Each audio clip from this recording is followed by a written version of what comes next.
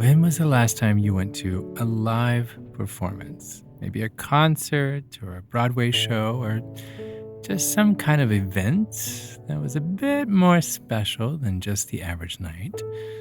Actually, last night, my wife and we went to the symphony. I know, it sounds fancy, right? It was Dvorak's New World Symphony, which is just a most beautiful piece. It's really incredible if you've never listened to it.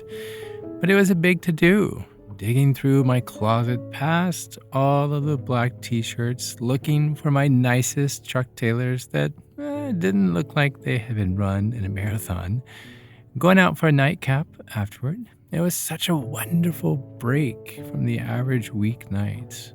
And what I love is the buildup, right? The excitement behind it. You're getting there and grabbing your ticket and the anticipation once you're finally in your seat, just waiting for the musicians to take to the stage. The orchestra is tuning their instruments, the conductor's flipping through the score, and the air just buzzing with anticipation. But then there's the moment. Just a split second of complete silence before the very first note is played.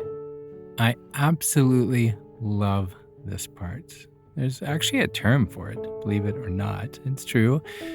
The moment of silence is actually an integral part of the performance. So much so they've given it a name, which is the preparatory silence. And it's meant to focus the musicians and the audience, which creates a space for the music to really be heard. It's a pretty fascinating idea, to be honest. Last night had me thinking all day today about that pause, that little brief moment just before the very first note, how loud the silence was. So let me ask, when was the last time you paused to appreciate the silences in your life? Those moments just before something wonderful was about to begin. Well, today, we're listening not to an orchestra, nor to the world even around us, or even Dvorak. We're tuning into the silence that speaks volumes in each of us. I'm Chad Lawson, and let's calm it down in 3, 2, 1. Every day, we find ourselves amidst a symphony of sounds and a whirlwind of emotions. It's like a non-stop concert with some songs that lift you up and others that, just make you want to smash the radio. But have you ever stopped to consider that it's not just the external noise, but it's also the internal chatter that tends to crowd our minds? Here, picture this. Your mind is a radio. It's always on, right? Belting out a relentless medley of thoughts and to-dos and let's be real, quite a bit of the what-ifs as well. Have you ever felt like your mental playlist just got stuck on the 24/7 worry channel? I know, we've all been there.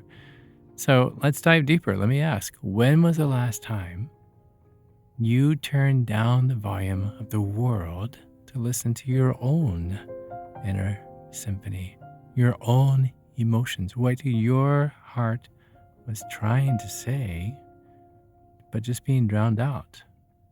When was the last time you listened to silence? It's interesting. There is a power in silence. And as a composer myself, silence is actually my favorite note. So much so that I named an album after it. It's called The Space Between, which, side note, that is the album that the opening theme for this podcast is from. So, back to the silence. You see, the reason why I love silence so much is you have a note that's played, right? And then there's this space, this gap, this void before the next note is played. And it's in that space where the sound takes root, and the listener is actually able to ingest what they just heard before moving on to the next note. Do you see where I'm going with this? Right? Silence is not the absence of sound. I'm going to say that again. Silence is not the absence of sound. It's a sanctuary where things get rooted, where your inner thoughts come alive, where you're able to process all that you're trying to hear but can't. Silence is not the absence of sound. It's a sanctuary. Believe it or not, even in many traditions, silence is considered sacred. As you all know, I am all things Thich Nhat Hanh, and he once said, silence is essential. We need silence just as much as we need air and just as much as plants need light. Silence is essential. Here, consider this, or better yet, lend your ears to this thought. Silence is center stage for the quieter voices within us, those hushed whispers of our deepest desires that often get drowned out in the hustle and bustle of our noisy lives. Take your heart's soft melody finally getting its solo moment in the spotlight. So let me ask, what's whispering in your ear when you finally shut out the world's noise? Is it fear? Is it anxiety? Is it love? Maybe a dream that you've put on the back burner? Are you even listening? What's whispering in your ear when you finally shut out the world's noise? And speaking of tuning into our inner selves, I want to take a moment and talk about something that often gets overlooked, but let's be honest, it's essential, especially for our well-being.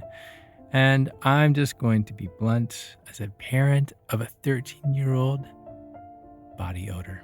I know, stick with me. You see, body odor comes from bacteria all over the body, not just your armpits. And that's why I wanted to introduce you to Lumi. It's the world's best whole body deodorant. Created by Dr. Shannon Klingman, she's an OBGYN, Lumi's acidified formula is clinically proven to control odor-causing bacteria everywhere. Yes, spits, privates, and beyond. For an incredible 72 hours. That's a long time. But what caught my attention is it's formulated with mandelic acid to stop odor before it even starts. It's more like a pre-odorant. It's aluminum-free, which is super important to my wife. It's baking soda-free and paraben-free, and it's pH balanced for safe use. Below the belt, read between the lines, you know what I'm saying. As a special offer for new customers, you get $5 off of a Lumi starter pack. Just use the code CALM at lumideodorant.com. That's 40% off your starter pack when you visit lumideodorant.com. Use the code CALM. By the way, Lumi is spelled Lume. lumideodorant.com. Use the code CALM. Okay, so back to the silence. Now, just as Lumi helps you feel fresh and confident on the outside, it's equally important to find that clarity, that renewal within. Silence is not just about eliminating the noise. Okay, let's make that clear. It's not. Silence is not about eliminating the noise. It's more about embracing the quiet moments that allow our inner voice to speak. I know what you're thinking. Chad, I sit there in silence and my mind just spins and spins. And I think all of these things. I hear all of these noises that my mind is saying. I understand. But as with everything, there is some work that has to be done behind the scenes. Practice, right? Practice makes perfect, as they say. So let me walk you through this. First step is to create a space for silence. It seems obvious, right? Could be a physical space, maybe like a quiet room, or a specific time set aside in your day, like dedicating a few quiet minutes for reflection or meditation. But the key is to make it a consistent practice, right? Even beginning just 5 minutes, maybe before your feet hit the floor, or maybe before your head hits the pillow. For me personally, it's the very first thing I do in the morning as soon as the kids are off to school. I make sure to do my 20 minutes very first thing in the morning. I'm not a sports person, don't hate me, but the late great basketball legend Kobe Bryant, he actually said something that was really profound. He said, meditation is like having an anchor. If I don't do it, it's like I'm constantly chasing the day. Oh, so on point. So on point. I'm going to say it again because I like that. Meditation is like having an anchor. If I don't do it, it's like I'm constantly chasing the day. So if we were to go further with the words from such a legend, let's push into this a little bit. Have you ever stopped and asked yourself, what could I achieve if I listened to my inner radio without the static of life getting in the way? I'm going to ask that again. What could you achieve if you listened to your inner voice without the static of all of the noise getting in the way? Let's go back to the orchestra real quick. Imagine you're the conductor of your life symphony, right? Each instrument represents an emotion. The violin could be your self-esteem, the trumpet, your dreams maybe, and the flute. The flute might be your fears. Sorry, flutes, no offense. But you're up there on the podium, you're waving your emotional baton. You decide what gets played, how loud, how soft, and what's given the spotlight. So right now, this very moment, you as the conductor, how is your inner symphony sounding? Is it balanced? Are you drowning out the flute with too much trumpet? Are the trumpets even being heard? Are you letting the loud emotions overpower the tender ones? Are you creating space for each section? Maybe the instrument of self-criticism is taking center stage, for example. So if so, put your hands to something that you know you're really good at and build up some confidence, and then go back to trying what may have been difficult or new before. I invite you to consider this. As you go through your day, I want you to think about this emotional baton. You are the one that gets to direct where your thoughts are. What music are you creating? What music are you creating with your thoughts and your actions? Is it a song you would want to listen to?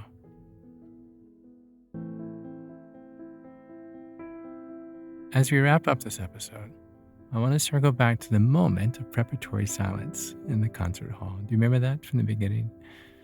While it's an ever just so brief of a pause, it's filled with so much potential. It's a space where anything is possible, where the music of the future is waiting to be heard. Your inner emotional symphony, it's no different. You're giving it a stage to perform, to captivate, to inspire. So this week, I want you to try these two things that will help you write your symphony. First, create your silence. Make it a priority of your space.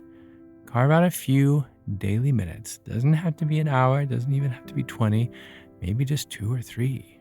But carve out a few daily minutes just to be still, to listen inwardly. And just like mastering an instrument, this is going to take practice. So be patient. And the next thing is, as the conductor, I want you to balance your inner notes. Pay attention to your thoughts and your feelings, tuning them like an orchestra. If anxiety is playing too loud, balance it with something positive. Remember, practice is key. It's not about muting thoughts or feelings, but creating a beautiful inner melody. Did you mess up? Did you make mistakes? Of course, orchestras do. Every maestro needs a few rehearsals. But be kind to yourself. Give yourself some grace. Give yourself some practice. Because when the noise comes, and it will, the next time you find yourself flooded with noise, I want you to remember, beautiful music is born in silence. Think about that. Beautiful music is born in silence. Take a moment to tune into your inner symphony and let it play the music of your soul. I'm Chad Lawson, reminding you to embrace the symphony of your silence. Thank you for listening. Thank you for living. And until next time, be kind to your mind. And join me again as we calm it down.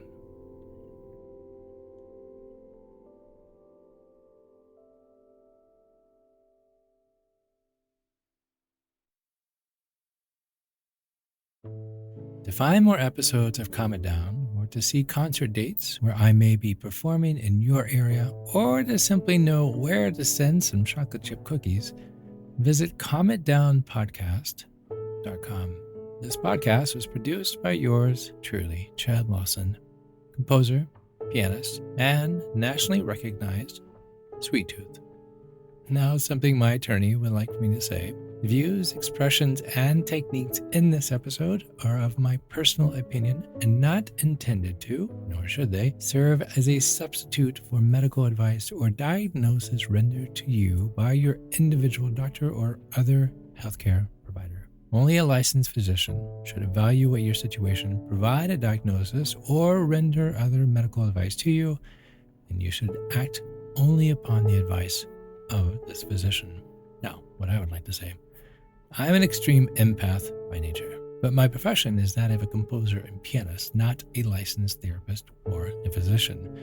I hear from thousands of listeners how my music has helped them through various stages of emotional needs, and I simply want to offer this and future podcast episodes to aid those needs. To find a list of licensed professionals in your area, please visit calmitdownpodcast.com. I'm Chad Lawson, and until next time, be kind to your mind. And join me next week as we calm it down.